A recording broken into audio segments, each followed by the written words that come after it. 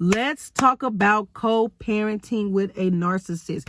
Now, when you can't co-parent with an ex-narcissist, because that's what my husband is, ex-husband, let's clear the air on that. He's an ex-narcissist, right? But, because I don't like calling him that, because that's not the space he is. But let's watch the video all the way through the end, because I have some questions for you, and I have some affirmations that I want to affirm you if you're dealing with someone that's parallel parenting. And parallel parenting is someone who is not on the same path. They're like, you're here and they're trying to go here. It's not a team. Co-parenting is team effort. Parallel parenting is they're trying to go against the grain. Okay, so make sure you watch the video all the way through, subscribe to my channel, and let's get into the video. Hi YouTube, we are back with another video that was highly requested inside of my YouTube shorts. So if you have not seen any of my YouTube shorts, make sure you subscribe to my channel, because I post them as often as possible. So this video is pretty much how to co-parent with a narcissist. And I don't like using that word anymore because we're in a good space. So let's just clear that out now. I don't like using that word because we are in a very great space. We are co-parenting very well. We are like, listen, it took work to get here, okay? So I want to give you guys some of the tips that got me in a space where I'm actually able to co-parent with, honestly, a man that used to like lock me out the house, unhook the batteries to my car, like all kind of little stuff we used to do. Well, he used to do to me when we were married, and then some of the things that he used to do to me once we divorced, and things that he used to say about me and things like that, like how we got past that, right? So if you're new to my channel, welcome. I am going to start posting these videos. I'm going to try to keep them at least about 9 minutes long so that we're not doing so much. So as you guys know, I don't edit any of my content. It's going to be raw, straight, no fancy anything. So let's get into how I begin the process of co-parenting with a narcissist. And one of the things that happened was, when I divorced him, I was in a space where I really didn't think nothing was wrong with me. I'm like, oh, I left. I'm so proud of myself. And I thought that was it. I thought that was like leaving was just the biggest step, right? Which it was. Like, I'm going to give myself credit. It was a big step. And not all narcissists are able to be in this space, right? But let's just go ahead and say my boys and I was married to my boy's dad. So my boys are his. So my kids were crying once we got a divorce and all the things. And so I took them to therapy one day, and I'm like, hey, something's wrong with my kid. You need to do something about this, because I don't know why these boys are crying. That's not normal. They're not supposed to cry. Listen. Okay, this was me in this space. They're not supposed to cry. Something's wrong with them. And my therapist was like, why can't they cry? Why can't they cry? Like, give me something traumatic that's happened. And I'm like, well, nothing's really traumatic happened. She was like, where's their father? I'm like, oh, well, we got a divorce. She's like, that's very traumatic to a child. And I'm like, how? Like,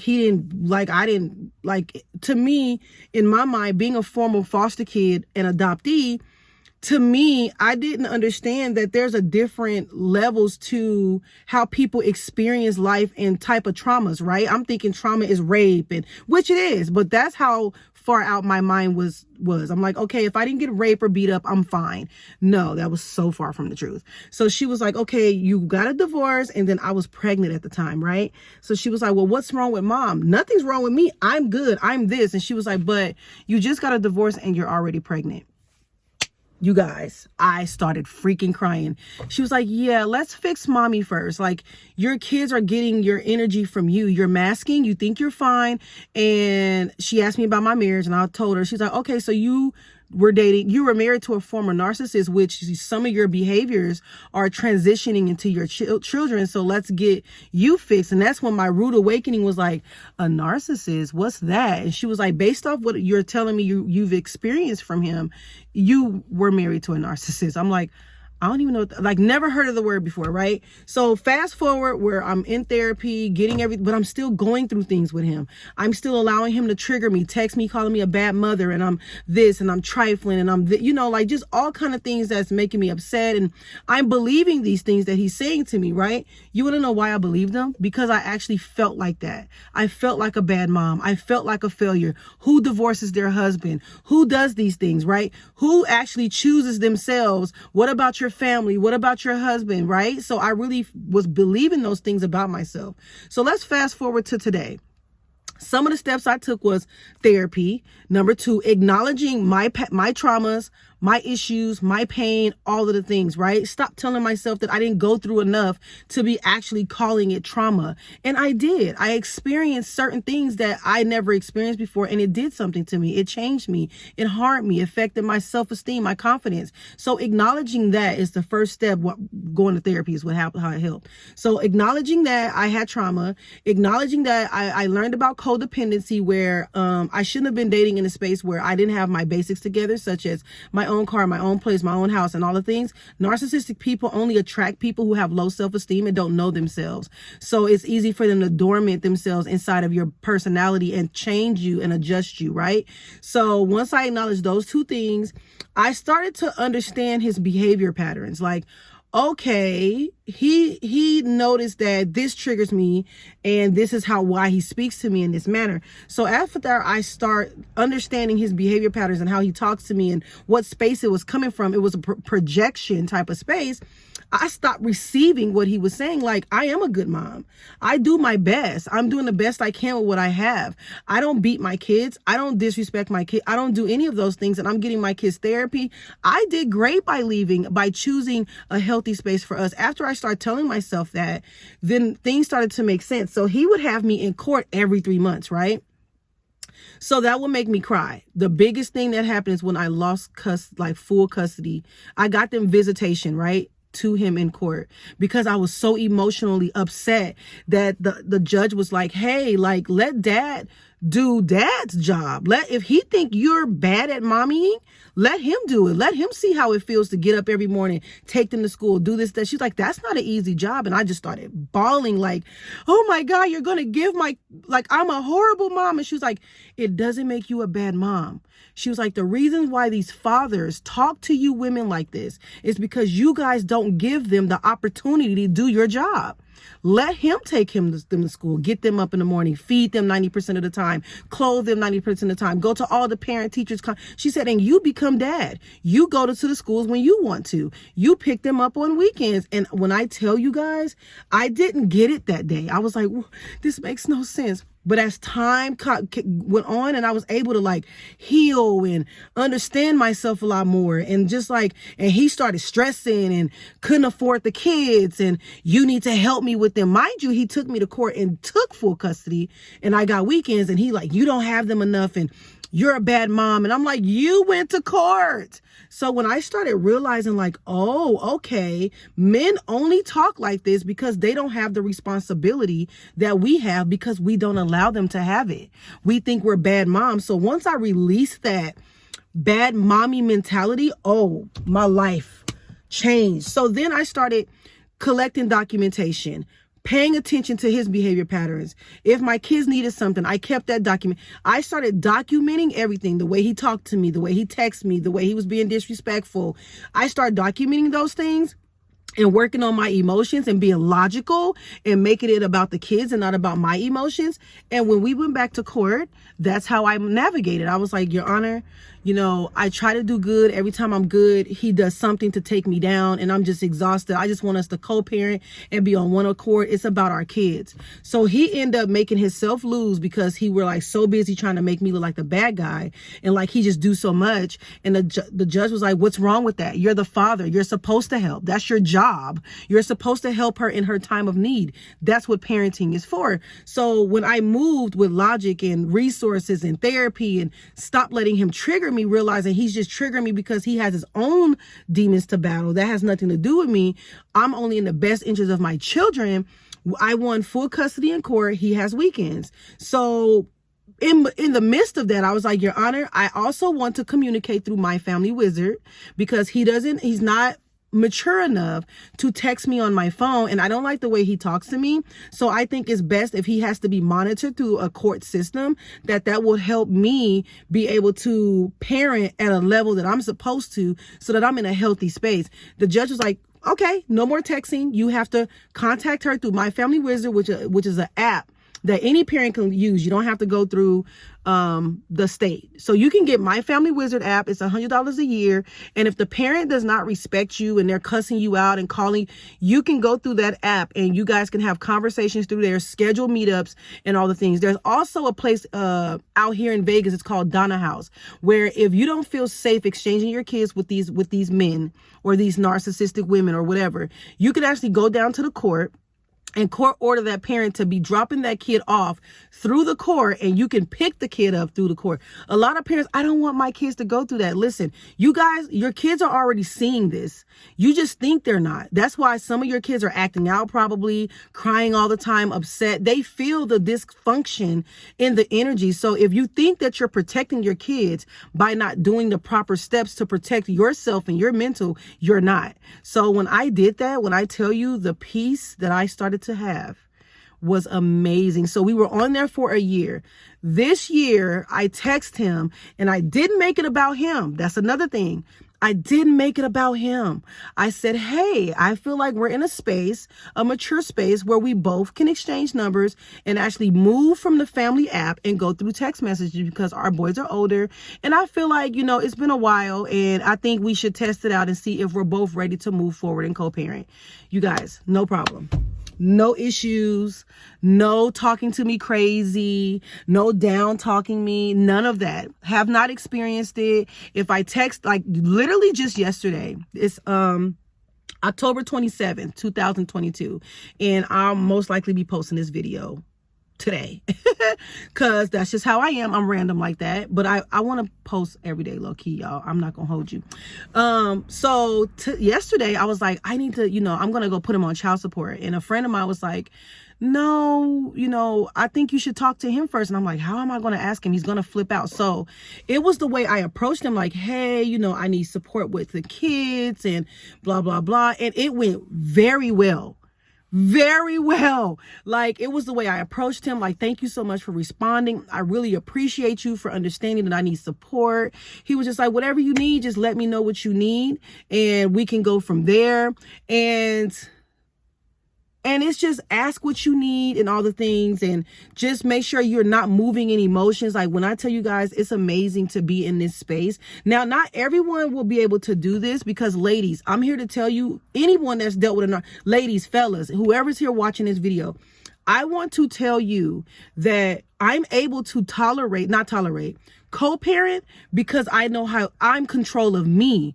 I stopped trying to control him. I stopped trying to tell him how to parent. Instead of me telling him what he's not going to do, I included him. I suggested. I changed my verbiage on how I spoke to him. Instead of, you they daddy, why I gotta beg you? I said, he literally asked me, well, why are you just now asking me for child support or help? And I said, to be honest, I assumed that I could do this by myself when I don't have to, when they have a dad who can actually support me. That's how I responded, you guys. The old me would have been like, cause you they daddy, cause I shouldn't have to ask you. No, I was like, because I assumed that I can do this alone. And instead of me keeping my mouth shut, struggling and not being honest and being resentful, it's best for me to communicate with you that I need support for our boys because they're older. And he was like, okay, I'm here to support you. I'm like, okay. Communication, not moving out of emotions, trying to control the narrative. I stopped assuming. I was like, he gonna get mad, he gonna cuss me out. And I'm like, why are you assuming? You're assuming. So now you're going to text him with this assumption in your head and you're going to give off the energy. So I had to pull myself back and was like, stop assuming. You don't know what this man is going to respond. You don't know if he, just like you've elevated and changed, he could have very well more so elevated and changed as a man. So stop assuming. Ask the question and move on. It's not about you. It's not about how he's going to make you feel. It's about you need support. Ask and open your mouth. If he says no, there's another solution. That's another thing. Understanding that he wasn't the only solution. If he would have said no, I could have just went and got child support. You see what I'm saying? So it was amazing. It was so amazing to be in this space. And I know someone suggested, and I had to share this with you guys, that when you only know that you can only control self, You release the control and the mentality of trying to control the other person. And that puts that person in a different space. So if I would have went to 10, he for sure would have went in his narcissistic ways and start cussing me out. But I didn't do that. I let him know I appreciated him. Thank you so much for responding to me. Thank you so much for understanding. Thank you so much for considering. Like, it was like a bunch of thank yous and appreciation and gratitude. You know how type of space you have to be in to say that to a man who used to lock you out your house, flatten your tires, make you cry, mentally abuse you, you know how amazing it feels to be in a space where I'm not holding on to that. Because I was in a space where I allowed that. So being accountable for what I allowed someone else to do to me is a huge stepping stone as well. So those are some of the things that I did. I was accountable. I learned to manage my emotions. I started educating myself on being logical. What's actually considered neglect? What's actually considered abuse? When I started looking at what CPS considered neglect and abuse, I stopped trying to label that man as a bad parent, and I stopped trying to make me feel bad as a bad parent as well. I'm like, neither one of us are bad parents. We just parent based off the skills that we were taught from our parents. So we doing the best we can with what we have. But just because he's not doing it the way I feel he should do it, doesn't make him a bad parent. Just because I'm not parenting the way he think I should parent doesn't make him a bad parent. So when I started researching the laws of my city, what's deemed an unfit parent, I detached that from him because that he wasn't. CPS is not going to pick up my child because I feel like he's talking to me crazy. CPS is not going to pick up my child because I feel like he doesn't dress them how I think he should. That's not how that works. So when I start logically going by the laws and the regulations and removing my emotions from it, you guys, it was so much better from there. And I was able to actually move. Even when he called me a bad parent, I'm like, I'm not. Based off CPS regulations, I'm a great parent. So that's the space I started to put myself in. And that's how I was able to really, really, really get in a space where I'm co-parenting with. I mean, I don't even like labeling him as an abuser because I'm big on my words, but my ex-former abuser, who is now an elevated man, a man who co-parents, a man who like considers me as his, we're a team. We have kids together. There's no point of us bickering, going back and forth. A man who's now on the same level. Who he was is no longer who he is now. Even if he is that way to someone else, the space that we're in, he's not that to me. He's no longer that space of a man for me. I'm no longer a codependent woman. He's no longer a narcissistic human being to me. Now, I can't speak to any other women who are experiencing him, but based off how I'm experiencing him now, he's no longer in that space for me. So I hope this video made sense. I hope it was able to help you. Let me stop saying that. Bring it back.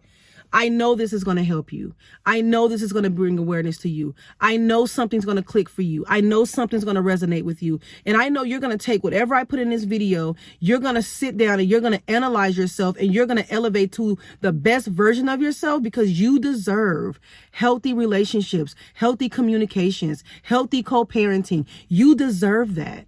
You deserve it. So I know watching this video, it's going to help you. So I definitely want you to comment in the comments below, especially if you made it to the end of the video. I want you to comment below, like, what was your takeaway in the video and what is something you're going to take and implement for yourself? What are you going to do for you so that you can better control your emotions, your feelings, your assumptions, and all the things? What are you going to do for you to help better your communication skills and your support system? And he's a resource.